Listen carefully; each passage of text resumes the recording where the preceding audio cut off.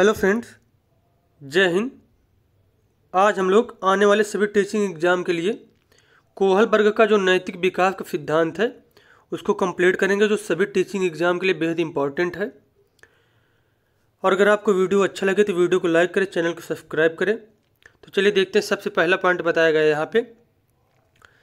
सबसे पहली बात बताई गई है कोहल वर्ग का नैतिक विकास का सिद्धांत।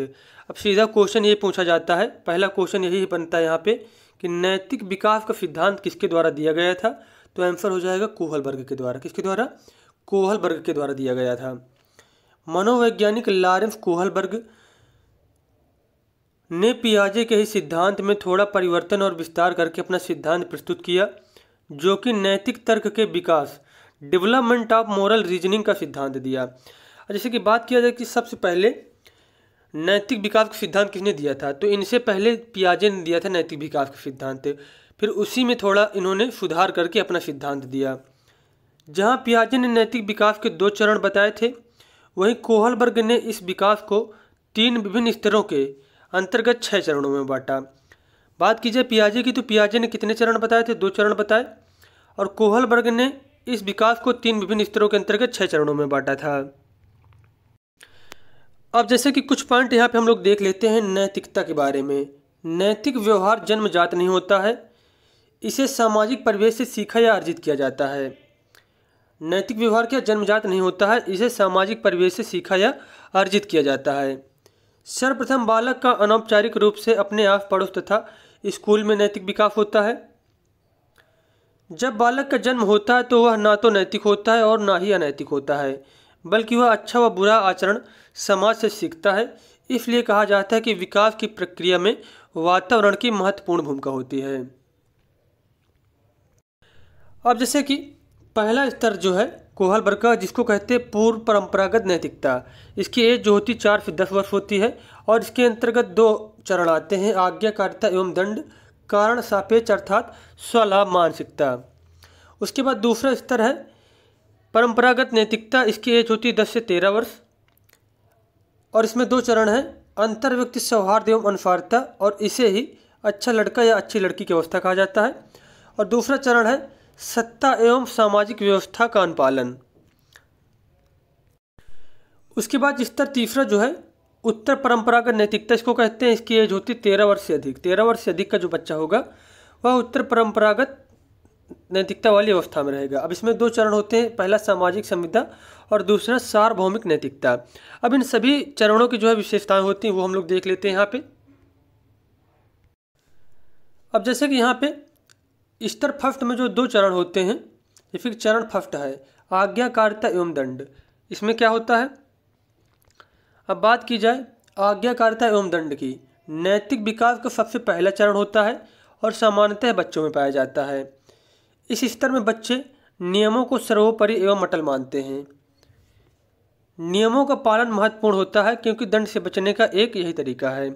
इस अवस्था में बस इतनी ही समझ होती है बच्चे की कि जैसे कि किसी को अगर मार दिया जाए, कोई जैसे कि है कोई जैसे कि हमारा कोई दोस्त है, हम उसे एक थप्पड़ मार दें तो बच्चा ये समझेगा कि इन्होंने कोई अपराध जरूर किया, तभी इनको दंड दिया जा रहा है। दंड जितना कठोर होगा कार्य उतना ही बुरा है। एक अवस्था में इतनी समझ पैदा होती है। और इस अवस्था में जो बच्चे होते हैं वो जो कार्य करते हैं तो केवल दंड से बचने के लिए कार्य करते हैं या फिर पुरस्कार पाने के लिए कार्य करते हैं। जैसे कि इतना छोटा जब बच्चा होता है 4 साल तक की एज का, तो उसको ज़्यादा चीज़ों से नहीं मतलब होता, उसे बस ये मतलब होता है कि हमें इसके लिए पुरस्कार मिलेगा तो हम ये कार्य कर रहे हैं, ये कार्य अगर हम करेंगे तो दंड मिलेगा, इसलिए हमें यह कार्य नहीं करना है। उसके बाद जैसे कि बताया गया है पूर्व परंपरागत नैतिकता की कमी यह है कि यह दंड भुगतने वाले व्यक्ति को दोषी मानता है, चाहे वह निर्दोषी क्यों न हो। अभी वही हमने एग्जाम्पल बताया था आपको। एक और दोष यह है कि यह स्वकेंद्रित होता है। इस बात को मानने से इनकार करता है कि दूसरों के दृष्टिकोण भिन्न होते हैं। स्वकेंद्रित से तात्पर्य होता है कि अपने विचारों और दूसरे के विचारों में बच्चा जो है डिफरेंट नहीं कर पाता, मतलब भिन्नता नहीं समझता है। जैसे कि कोई बच्चा रो रहा है, उसको एक चॉकलेट दे दी जाए तो वह खुश हो जाता है, तो वह यही सोचेगा कि हमारे जो पेरेंट्स हैं या फिर हमारे जो फ्रेंड हैं, तो वो अगर अपसेट हैं या फिर वो अगर रोने लगे तो उनको चॉकलेट दे दी जाएगी तो वो भी खुश हो जाएगी। मतलब जो बच्चा होता है तो उसकी ही समझ से पूरी दुनिया चल रही होती है। अब जैसे कि बात किया जाए यहाँ पे स्वलाभ मानसिकता की चरण चरण जो दूसरा हमारा है पहले स्तर का, स्वलाभ मानसिकता। और इस अवस्था को जैसे कि तैसे अवस्था भी कहा जाता है, क्योंकि इसमें जैसा व्यवहार कोई उसके साथ करेगा वैसा ही वो खुद भी करेगा। जैसे कि बताया गया है एग्जाम्पल में, एक बच्चे ने दूसरे बच्चे की पेंसिल तोड़ी तो दूसरे बच्चे ने भी उसका पेन तोड़ दिया। तो मतलब जैसा तुम उसके साथ व्यवहार करोगे वो भी तुम्हारे साथ वैसा ही व्यवहार करेगा। यह सही बर्ताव से मानता है जिसमें कि व्यक्तिगत फायदा हो। यह दूसरों की ज़रूरतों को सीमित परवाह करता है, जैसे भूख लगने पर चुरा कर खा लेना। मतलब जिसमें से खुद का फ़ायदा होगा तो इस अवस्था में बच्चे वही कार्य ज़्यादा करते हैं। उसके बाद अगला लेवल है परंपरागत नैतिकता। इसमें से जैसे 2 चरण है तो तीसरा चरण जो है अंतर व्यक्ति सौहार्द एवं अनुसारता। प्रायः भला लड़का भली लड़की एक मानसिकता मानी जाती है। ऐसी मानसिकता के लोग समाज की उम्मीदों के अनुसार अपनी भूमिका अदा करना चाहते हैं एवं इसमें खरे उतरने की कोशिश करते हैं।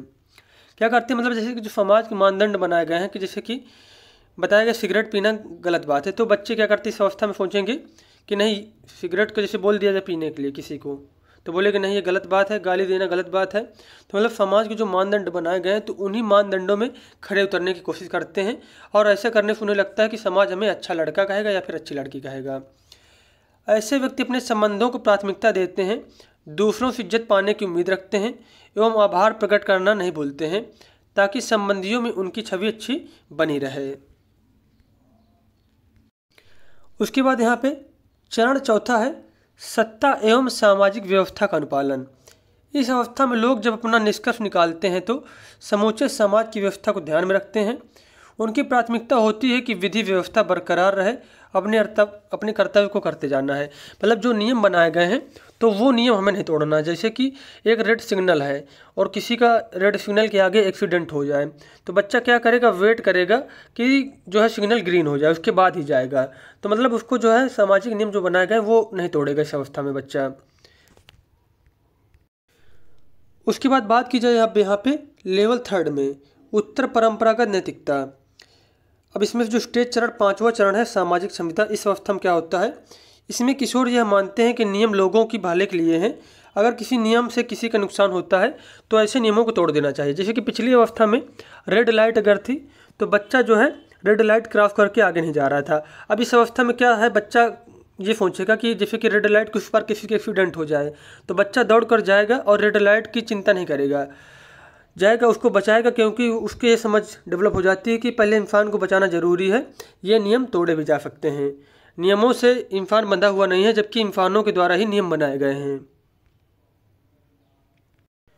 और एक इम्पॉर्टेंट पॉइंट है जैसे कि लोकतांत्रिक व्यवस्था इसी विचारधारा पर आधारित है। कौन सी विचारधारा पर? इसी विचारधारा पर आधारित है। अब उसके बाद अगला चरण हमारा है चरण 6 है सार्वभौमिक नैतिकता। ये सार्वभौमिक नैतिक सिद्धांतों एवं अमूर्त तर्क पर आधारित होता है। इस अवस्था में बालक विवेक का प्रयोग करता है और कुछ नियम अपने आप से बनाता है। वह ये सोचता है कि समाज में क्या अच्छा या क्या खराब है। इस अवस्था में बालक अपने मन से कार्य करता है। और इस अवस्था में क्या होता है, बच्चे एक रोल मॉडल मानने लगते हैं। जैसे कि कोई है भगत सिंह के जैसे बनना चाहता है, और इस अवस्था में बच्चा मतलब किसी की भी परवाह नहीं करता है। ज़्यादातर लोग जैसे कि सुसाइड कर लेंगे और कुछ भी मतलब करते हैं तो गलत कार्य भी कर देते हैं। तो इस अवस्था में उसे मतलब ज़्यादा समाज से लेना देना नहीं होता है, जो उसे अच्छा लगेगा वही कार्य करेगा वह। और एक पॉइंट आपको यह नोट करना है कि जो है कोहलबर्ग के सिद्धांत की आलोचना किसने की थी, तो कैरोल गिल्गिन ने। किसने? कैरोल गिल्गिन ने आलोचना की थी। ये बहुत बार पूछा गया पेपर। तो हमारा सिद्धांत कंप्लीट होकर मिलते हैं नेक्स्ट वीडियो में। धन्यवाद।